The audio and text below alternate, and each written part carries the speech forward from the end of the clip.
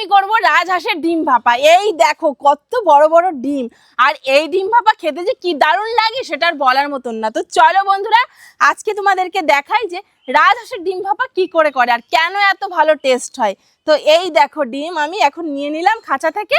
তো এবার চলো রান্নাঘরে ডিম ভাপাটা করেই ফেলি।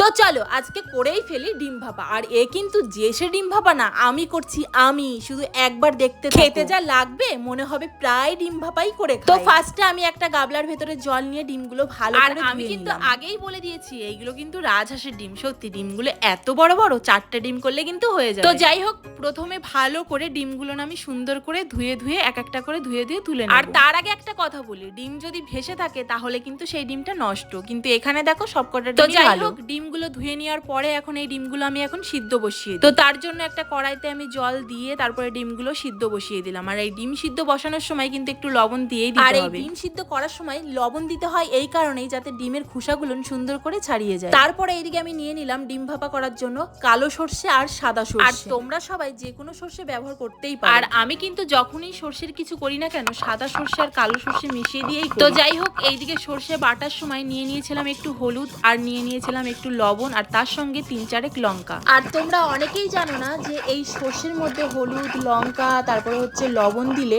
সরষের কিন্তু দারুণ ঝাঁঝ হয়, আর তারপরে আবার তিতো তো হয়। তো যাই হোক, এইদিকে সুন্দর করে এখন আমি সরষেটা একদম ফ্রেশ করে বেটে নেব। আর সরষেটা কিন্তু এতটাই সুন্দর করে বাটতে হবে যাতে কিন্তু খোসাটা একদমই আস্ত না থাকে, আর তখন কিন্তু দেখতে একদমই ভালো লাগবে না।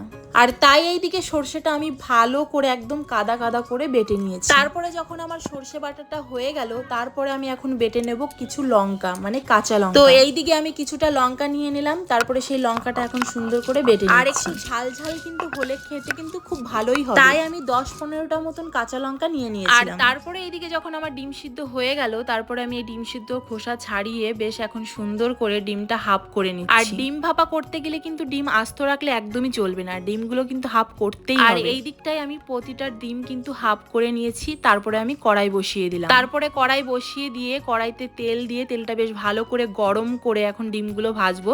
তো তার মধ্যে আমি দিয়ে দিয়েছি একটু লবণ আর একটু হলুদ। তারপর হলুদ লবণ দিয়ে এখন গরম তেলে আমি ছেড়ে দিলাম এক এক করে ডিম। আর এই ডিমগুলো কিন্তু খুব সুন্দর করে আস্তে আস্তে ভেজে নিতে হবে। আর তোমরা তো অনেকেই জানো যে রাজহাঁসের ডিমের কিন্তু প্রচুর স্বাদ। আর আমাদের বাড়িতে একটা রাজহাঁস আছে, সেই রাজহাঁসটা কিন্তু প্রায় ডিম পাড়ে। সত্যি মানে অনেক ডিম পাড়িয়েছে। আর তাই অনেক দিন ধরেই ভাবছিলাম যে ডিম তো অনেক খেয়েছি, আজকে একটু ডিম ভাপা করেই খেয়ে দেখি। তো এইদিকে দেখো ডিমগুলো বেশ উল্টে পাল্টে সুন্দর করে এখন ভেজে তুলে নিলাম। তারপর যখন ডিমগুলো ভেজে তুলে নিয়েছি, এখন এই তেলে আমি এখন ফোড়ন দেব। আর ফোড়নে থাকবে তেজপাতা, শুকনো লঙ্কা, জিরে। এবার হয়তো আমার ফোড়ন দিয়া দেখে অনেকেই ভাবতে পারো যে ডিম ভাপা করবে তার আবার ফোড়ন কেন দেওয়া লাগবে। তো দেখতে থাকো আমি কি করি। তো যাই হোক, ফোড়নটা যখন দেওয়া হয়ে গেছে, সেই ফোড়ন মানে এখন আমি এই যে টিফিন কারির মধ্যে দিয়ে দিয়েছি। তারপরে দেওয়ার পরে এক এক করে ডিমগুলো সুন্দর করে সাজিয়ে আমি এখন বসিয়ে দিচ্ছি। আর সত্যি এত সুন্দর সেন্ট বেরিয়েছে সেটা কিন্তু বলার মতো না। আর এইদিকে দেখতেই পাচ্ছ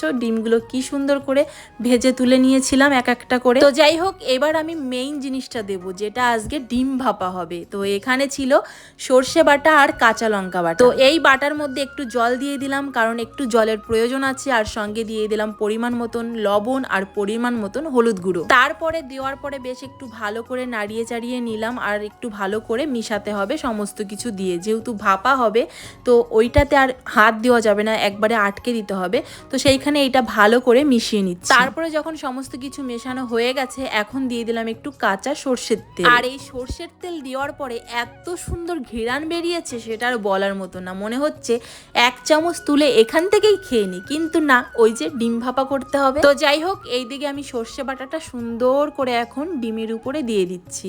ঠিক আলতোতে দিয়ে দিতে হবে, বেশ একটু সবকিছু ডিমে মানে সবকটা ডিমে যাতে সুন্দর করে মাখে। আর এইটা এখন চাপিয়ে দিলে কিন্তু 15-20 মিনিটের মধ্যে একদমই খোলা যাবে। তাই সমস্ত কিছু সুন্দর করে দিয়ে বেশ পুরটা একদম ভালো করে দিয়ে টিয়ে রেখে তারপরে আমি ঢাকা দিয়ে দেব। তো যাই হোক, আজকে কিন্তু এটা আমি বাড়ির সবাইকে নতুন করে খাওয়াচ্ছি। আমি জানি অনেকেই অনেক রকম ভাবে করে খেয়েছো, কিন্তু এইভাবে একবার করে খেয়ে দেখো, দেখবে খুব দারুণ লাগবে। তো তারপরে এইদিকে দেখো সমস্ত কটা ডিমে আমি সুন্দর করে আমি বাটাটা মাখিয়ে দিলাম।